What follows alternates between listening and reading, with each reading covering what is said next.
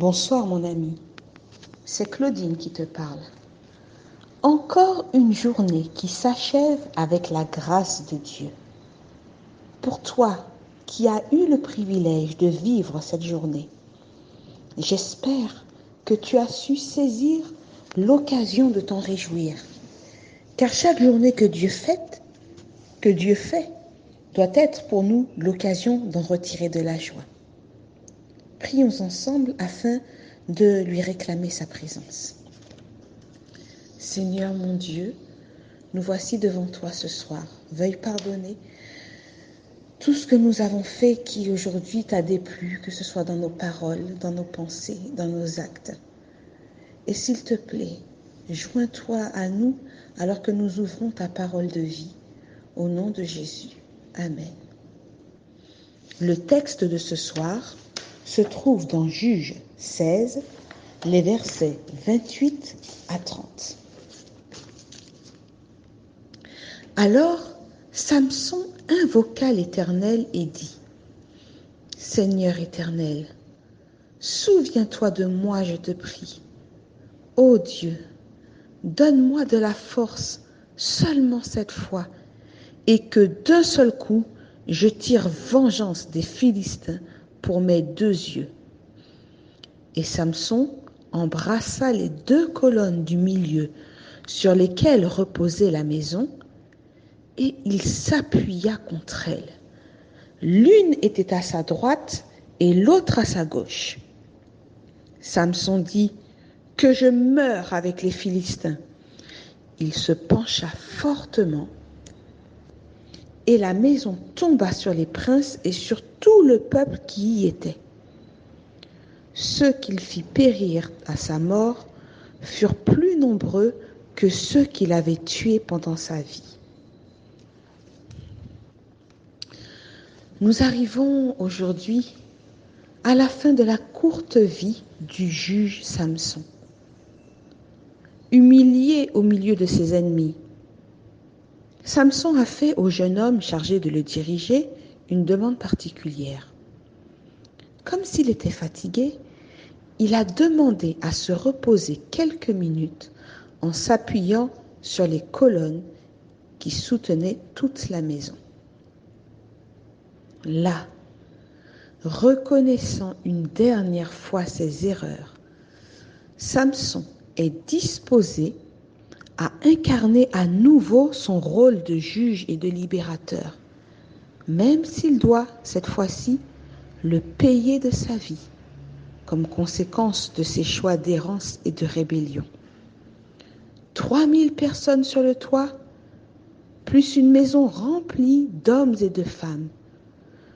Tout ce petit monde périt, si bien que le constat qui est dressé est le suivant : ceux qu'il fit périr à sa mort furent plus nombreux que ceux qu'il avait tués pendant sa vie. Tel est le bilan final dressé sur la vie de Samson. Finalement, malgré un parcours chaotique, en dents de scie,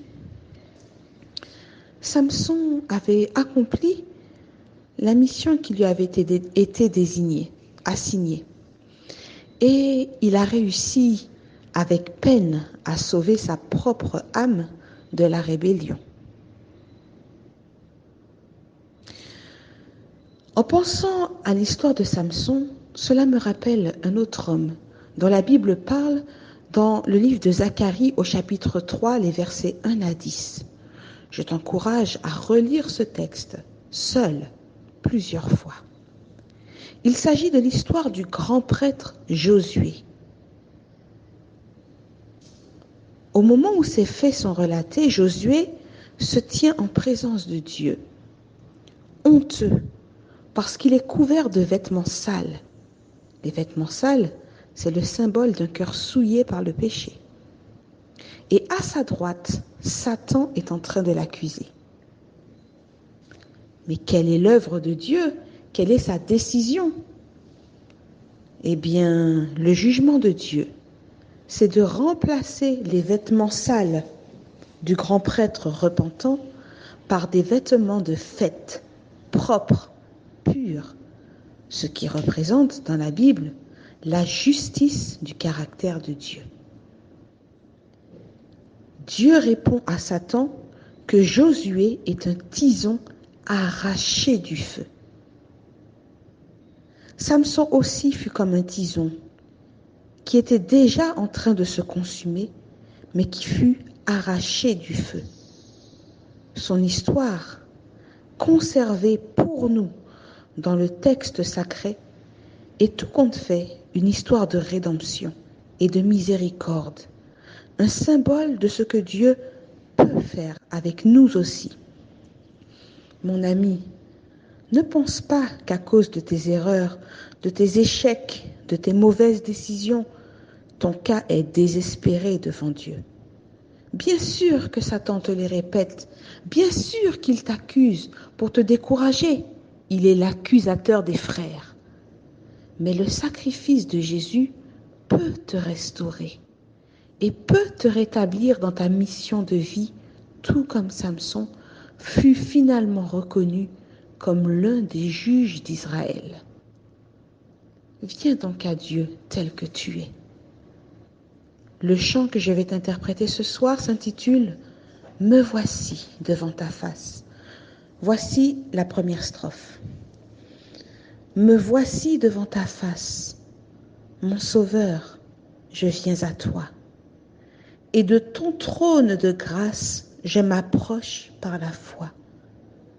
Je t'apporte ma souillure, et toi, gloire à ton saint nom, tu laves mon âme impure, tu m'accordes ton pardon. Me voici devant ta face, mon Sauveur, je viens à toi, et de ton trône de grâce, je m'approche par la foi. Je t'apporte ma souillure, et toi, gloire à ton saint nom. Tu laves mon âme impure, tu m'accordes ton pardon. Je t'apporte ma faiblesse, mieux que moi tu la connais. Je t'apporte ma tristesse et tu me donnes ta paix. Mes soucis, tu les partages, tu prends sur toi mes fardeaux. Du regard, tu m'encourages et tu guéris tous mes maux.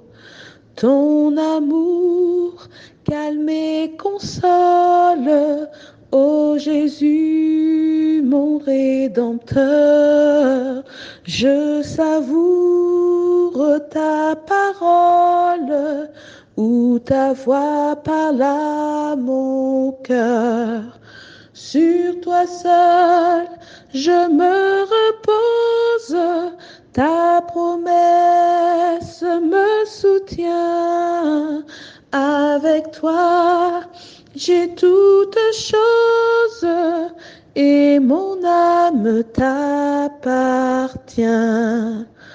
Oh, comme toi je veux être, doux, aimant, humble de cœur, vrai disciple de mon maître, vrai témoin de mon sauveur.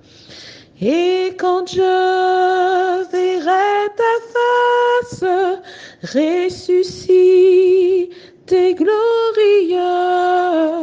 je célébrerai ta grâce avec tous les bienheureux.